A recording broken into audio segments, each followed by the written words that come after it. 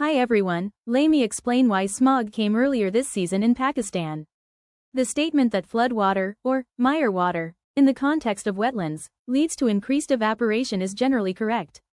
This increase in evaporation is primarily due to a significant increase in the surface area of the water exposed to the atmosphere, as the water spreads over the land. Factors contributing to increased evaporation. Increased surface area. When a flood occurs, water covers a much larger area than normal river or stream channels. Evaporation only happens at the water's surface, so a larger surface area means more water molecules can escape into the air as vapor. Shallow water.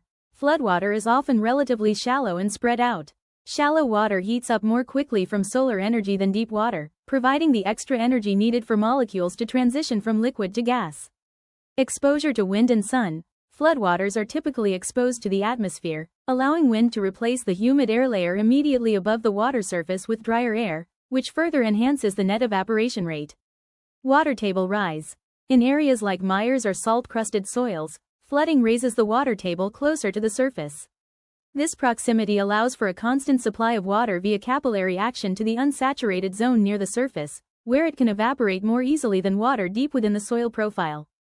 In summary, while evaporation is a natural part of the water cycle for all water, the physical conditions created by floodwater, large surface area, shallow depth, exposure, significantly accelerate the process.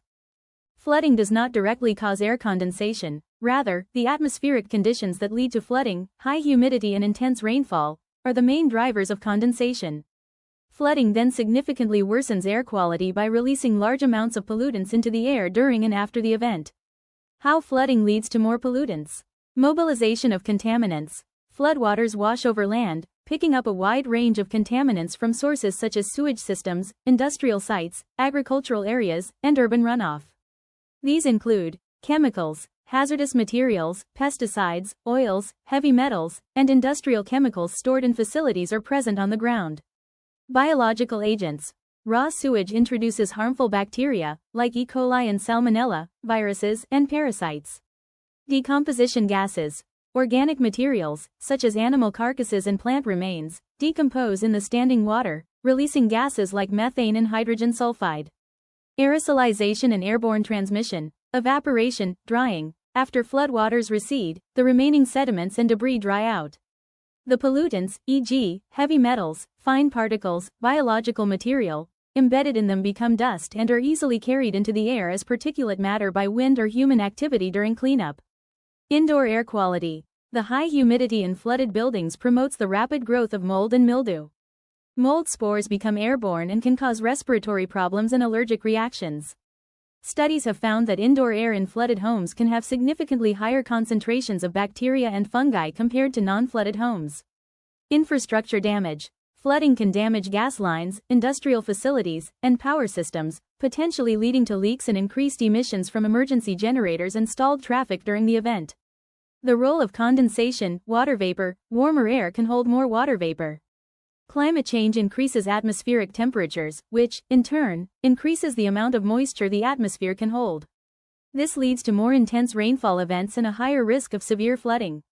Interestingly, air pollutants can also influence the condensation process. Aerosol particles, like soot or dust, act as cloud condensation nuclei, seeds for water droplets to form. In heavily polluted conditions, these can lead to larger, more intense storm clouds and heavier downpours, thus exacerbating flooding. In summary, flooding itself is a major mechanism for distributing and releasing pollutants into the air, while the atmospheric conditions that cause intense rain, driven by the air's increased capacity to hold water vapor, make such events more frequent and severe in a changing climate. Flooding contributes to increased smog potential by creating damp, humid conditions that trap pollutants in the air.